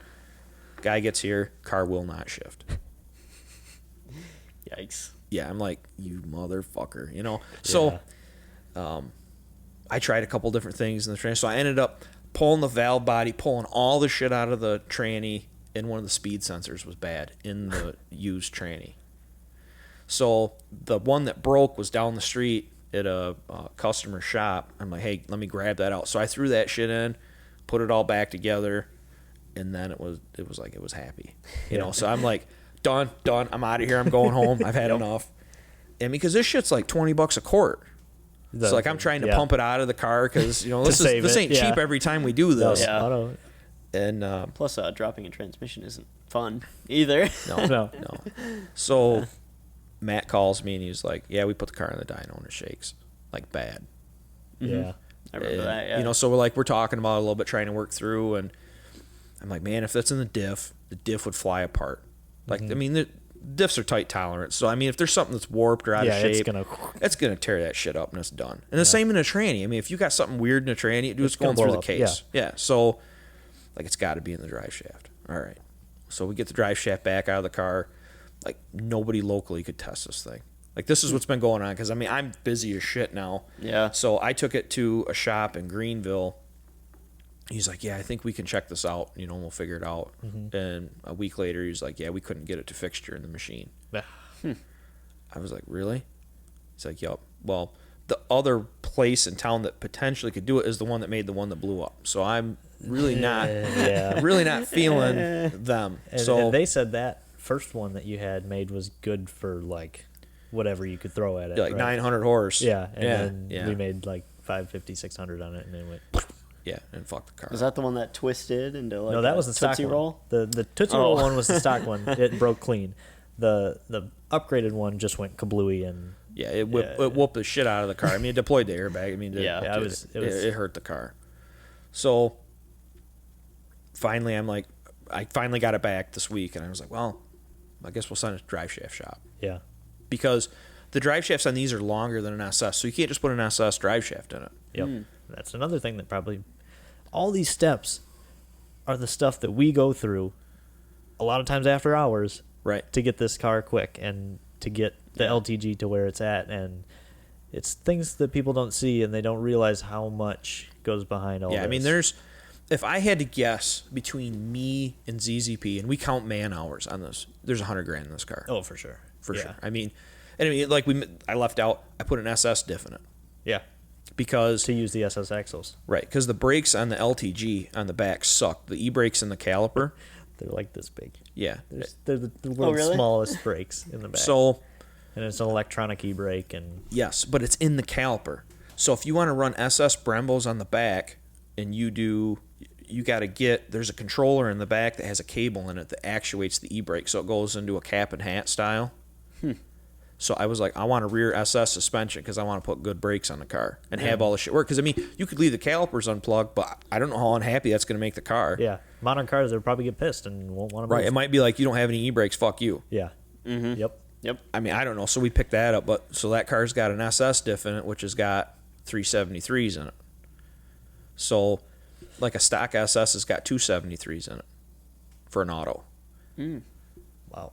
Yeah, so this thing's gonna get down when we get it figured out. I mean, I think if we can keep daylight in the front tires and not blow them off, I think 1, 2, 1, 3, 60 foots. Yeah, and I mean, if we can just get one pass together where the car runs down the track, 970s, I think. Yeah, with the power it's with making, the power it's that 60 foot. Yeah, I would say we're there. So anyway, so the brainchild I had today should we, well, it was more yesterday, but put an 8L90 in the car, an SS Trans. So I got to do a little more homework on this. Is the drive shaft difference in the transmission? So would you be able to run an SS drive shaft then? That's what I'm up to. Like, I don't know if Steve's going to still be here tonight. We got to measure, but I'm hoping that the LTG block sits ahead of where an LT1 does in the V8 car, because we're going to have, an inch, an adapter to do that. But if we can get the transmission in the right spot, now we can run an SS drive shaft. We don't got nothing weird there. Yeah, and then there's tons of SS drive shafts out there. Correct. I mean, dudes are running 7s. Correct. I am reasonably certain that that'll be it. Like, because the valve body in them is the same. Oh. The pan gasket is the same. So it's... Yeah, this was research I did before I got the car. That's why I did an auto over a manual, is I couldn't know for sure if we could just take 8L90 parts. There goes Steve. Oh, there we go. You can hear his Camaro from here. Yep. I wasn't sure if we could put 8L90 parts in it or not. And it was a gamble because, like, this is shit nobody's done. Yeah, especially brand new. So, I mean, I did the best I could. I verified GM part numbers for the valve body, the gasket, that shit. And I was like, well, the bell housing's cast in the case, so it's not like we can just swap a bell housing and do it. Yeah, old style. But if we can do an adapter and then run an SS drive shaft, now we don't have to worry about tranny. Then we're talking. Right. Because, I mean, the controller will run it. Yeah. So, I mean, if anybody's out looking for the car to buy a 16. The 16s are faster. Yeah, because you don't have to deal with the TCM too. Right. And right. It seems to be the the ECM for the engine side of shit is happier too. Well, yeah. I mean, even torque management wise, obviously. Yes. But then up until yesterday, we announced it. You couldn't even do flex fuel on 17 and 18s. Yeah, that's. I'm sorry, 16 and 17s, but 16 and 17 had a different ECM. But we can now do that, which is awesome. Yeah, I mean that's huge. And I mean that's if there was any advantage anybody else had in the market, it was being able to do that. And now they can't. So, maybe time to find something else to do. Yeah. I mean, but yeah, and I think anybody that has a ZZP tune, I'm sure you guys are gonna have a process for getting the flex fuel shit squared away revision, on it. as with anybody. Yeah. Yeah. Talk to us. We'll make it happen. You want flex fuel if you have V85. So the only other mystery magic parts that are on that motor, that's something we always hear, that there's unobtainium parts on that car. We experimented with intakes and they didn't work. Nope. That's why it's not on it. We had the sheet metal intake. It made less power. Yep. And looks sweet. That's it. It looks cool. But if it doesn't work, doesn't work, we're not going to sell you it. Right. You might want it, but too expensive for a cool looking part that's going to be worse than the stock one. Right. There was nothing there. Yep. I mean, so that's it. So we're running a stock intake. The only thing that's weird is the log manifold, or the manifold that was tubular turbo that's made on it. And I've heard a rumor that there's a log one on the docket to be done. Yeah, because that tubular one has been kicking around since like 2015. That was on Ryan's ATS. I mean, it's been kicked around. It's not the greatest, but it allowed us to run it's a T3, right? Or a T4? It might be a 4. Yeah, I don't remember. Either way, it allows you to run a aftermarket turbo. But yeah, so then it's manifold, turbo, intake, downpipe. Right. That's it. Right. I mean, it's the intercooler. It's the intercooler kit that you guys offer. I mean, the cold air intake is the kit that you guys offer. Yeah. I mean, the cams that are in it are the cams that you offer. I mean, the really only thing here that's weird is the manifold and the turbo. Yeah. And I mean, that's it. I mean, we are running meth on it. Yeah. And it's not meth. We've been running E85 through the meth. Which a fifth injector, basically. Essentially. Yeah. Well, like you were saying, the crazy money is in all of your time, transmission back stuff, and like getting the engine to that power level wasn't the unobtainium. It's keeping it together on the ground to handle it. Right. Like if you could run that car, I mean, without the crazy tranny files for the drag strip, you could run it on the street, and it would be. You wouldn't need all that power, but you could, in theory, because you wouldn't be breaking stuff. But when you're launching, with slicks, it's different. But and I mean, so it's, I mean, the people keep coming up with these different things, and it's just like, come on, man. I mean, we couldn't talk about the motorship blowing up because, I mean, you guys had a competitive advantage at that point that nobody, but now everybody's so far behind, it's not going to help them. No. Like you ain't getting up and catching up. It's crazy how the leaderboard sits right now. Like yeah. All right, so let's see here. Yeah, where are we at on the list? Yeah, almost sorry, there. This is running along. I was kind of warning you. This one's gonna be right. This one's gonna be a quick one. We like the podcast because they're just go with the flow. Right. So the exhaust setup on that car, that is mine. That's not you guys. That's mine. Yeah, that's custom. That is an SS 3-inch exhaust. What company is that? MBRP. Oh yeah. So Tim, the fabricator, did a 3.5-inch merge pipe into that 3-inch. So my logic behind that is the old rule of thumb is 3-inch dual is good for about 700-800 horse. So I mean, I didn't want to do single 3 because I kind of thought it wouldn't be enough. That's my opinion. So we did that, and oddly enough, it sounds cool. It does. Like I mean, that's my pet peeve for 4-cylinders. They sound like shit.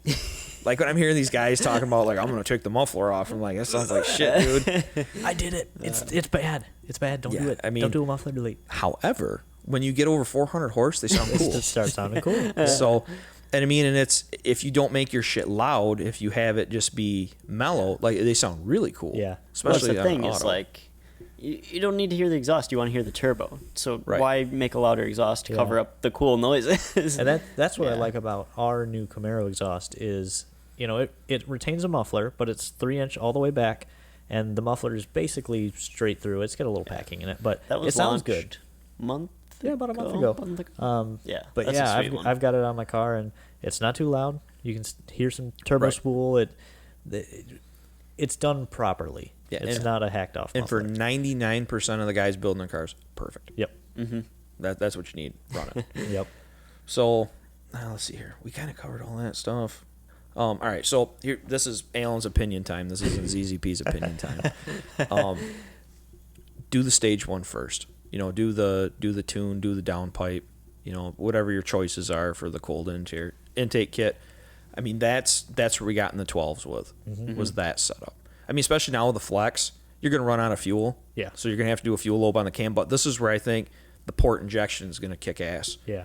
Because now you can throw that shit on there. You could have extra fueling for flex and not even need to open the motor up. So, my opinion, that's going to be awesome. You know, I mean, I think the stage 2 is going to get most people where they want to be. Yeah. Yeah. I mean, I think that's Stage reasonable. 2 with flex is a V8 car. Right. Yep. That's- I'd agree with that. And I mean, for most guys, perfect. Set it, forget it, leave it alone. Drive it every day. Have fun. Right. And I mean, and don't get hung up in the dyno numbers. Like, dude, this is the other thing that drives me crazy, is dynos do not read the same. Nope. Nope. They Yeah. do not. And it's been my experience here over all these years. The number that we have that your dyno produces times the weight of the car, the track times are almost dead nuts on every time. Yeah. So whatever that number is that comes out of there, I believe that number. But you go on a dyno Disney jet and it reads, you know, Dyno Disney. it reads like 80 horsepower more. Like, you know, like guys be like, yeah, my dude's got a stock car and it's on a stock bottom end and it's making 400 horse with a stock turbo. It's not mathematically possible. Yeah. That tiny turbo can't flow that much. No, It's no, impossible. no. So it's like, sorry, dude, but that's bullshit. Yeah. You know, and if that car's making 400 horsepower, it would be low 11s. Yeah. And ain't nobody doing that. So I mean, I understand the number on the screen makes you warm and fuzzy and all this other shit, but you got to have a time slip that goes with it. Yeah. And if you don't have both, sorry, bullshit. So yeah, you guys got a new big wheel turbo too. We do. I heard about this today. Yeah. So Yep. Yeah, that's it's a nice product because it's affordable and it's shown good gains. You know, it flows about 20 pounds per minute more than a stock turbo, and you can push the boost a little further. The stock turbos kind of max at like 20, 21, whereas this you can take it up to like 22, 24, and it's sold well. We've got, I think, half a dozen out there in about a month, and we haven't even advertised it. We threw it on the website and we said, well, let's see how it does. And it's doing, you know. Awesome.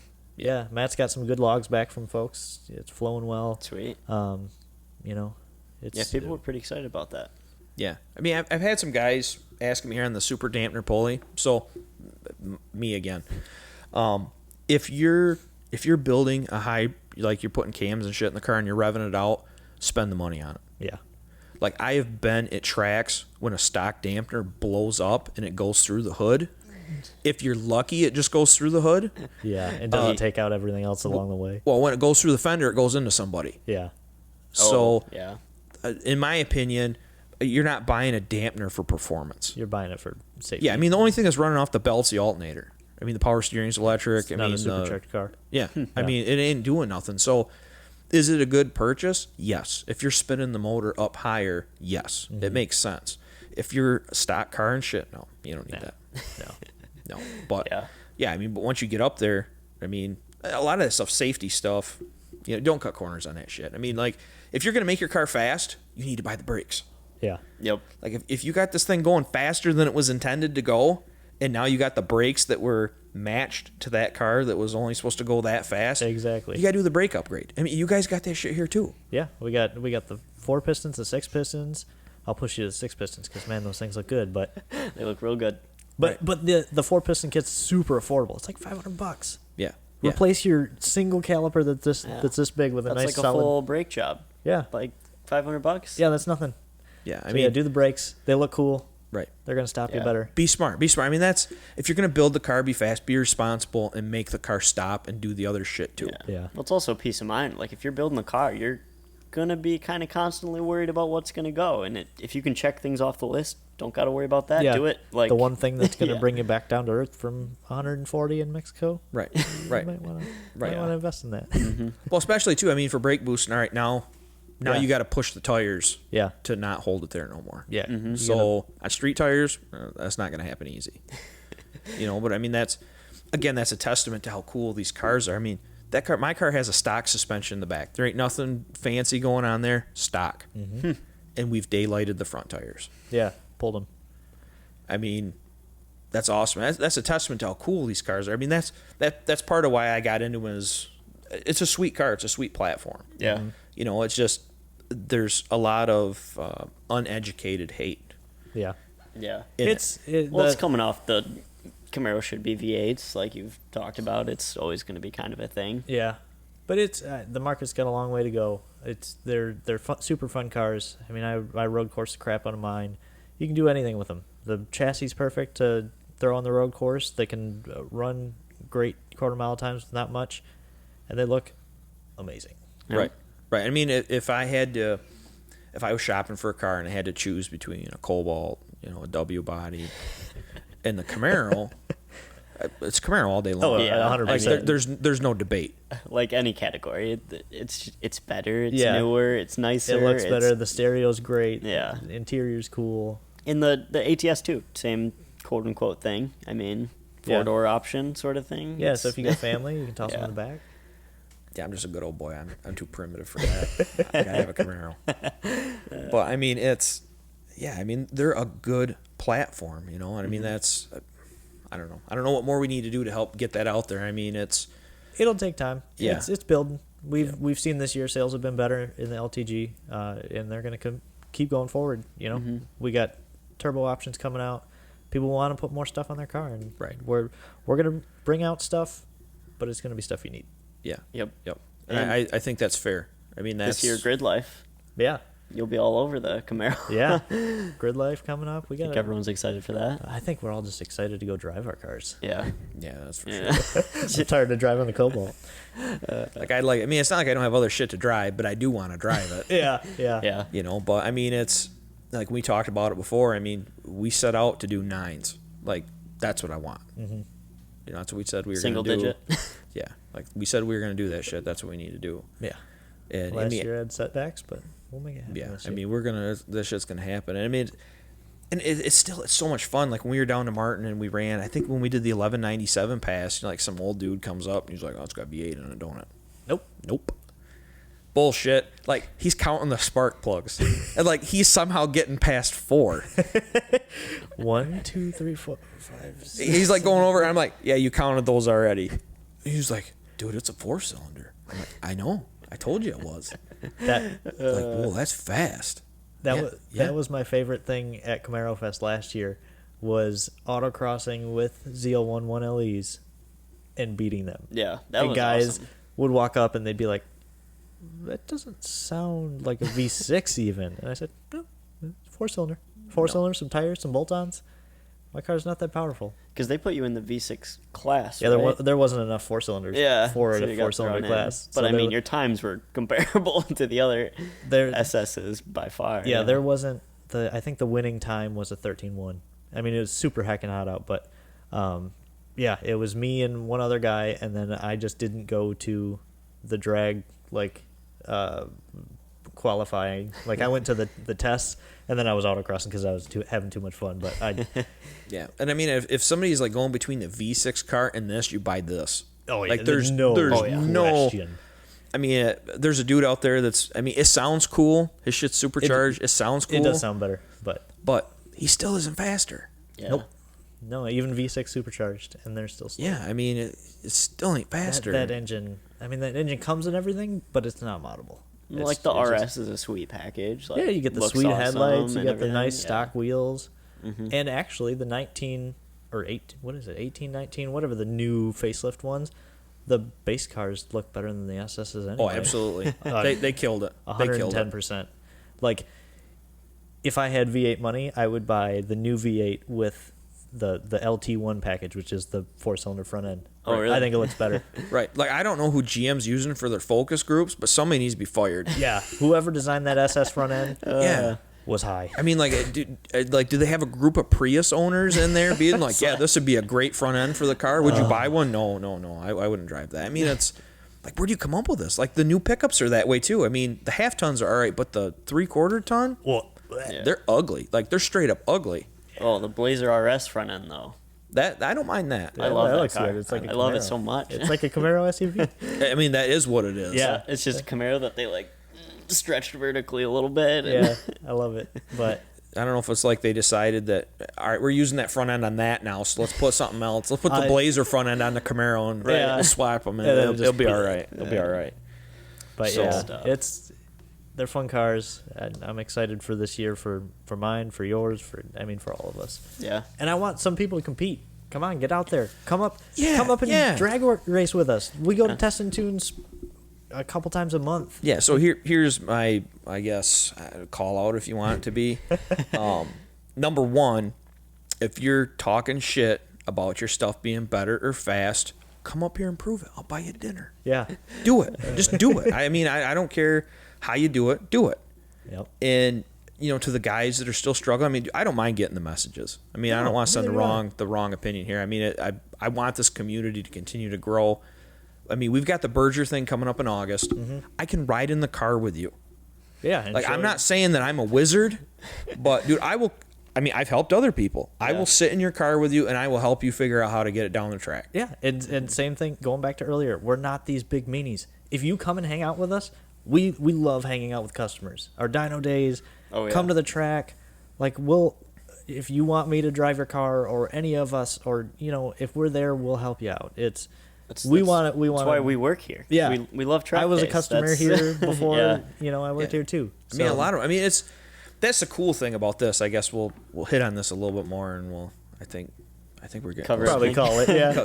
getting it wrapped up here. But I mean, it's been so cool to watch over all these years, like, this company grow. Mm-hmm. Like, Tim, the fabricator down there, dude, he came in as just a welder, and like, he's the man now. Yeah. And like, for somebody that welds, I mean, normally when somebody that's really good at it, they're a squirrel.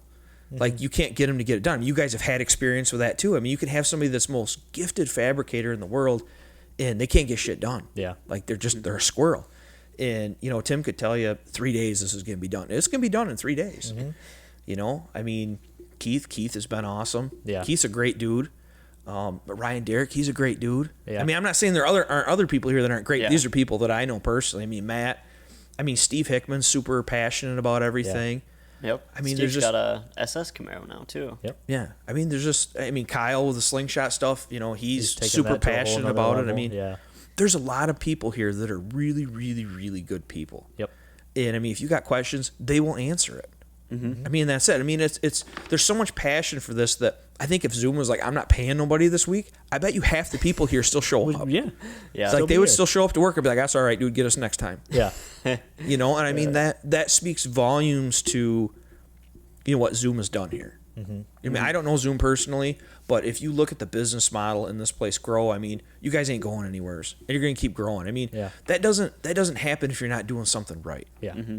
I mean, that's all there is to it. Yeah. I mean, so there might be other small companies out there that, but they ain't getting it done. Like, they'll grow. Mm-hmm. I mean, when they go away, they ain't getting it done. Yeah. Mm-hmm. Yeah. Yeah. It takes a very specific person to fit in and work well with ZZP, but when it seems like they find those people, they really click. Like, right. Yeah. Yeah. Either you fit or you don't. Yeah. Like, I've seen that. Like, it's either yes or no. Yeah. Mm-hmm. And it weeds itself out pretty quick. Yep. So. But we're a great big family. We love it. Oh yeah, including customers. I think was the point of all that. Yeah, including customers. Right. Oh yeah. Right. Awesome. Anything anyone else need to get out?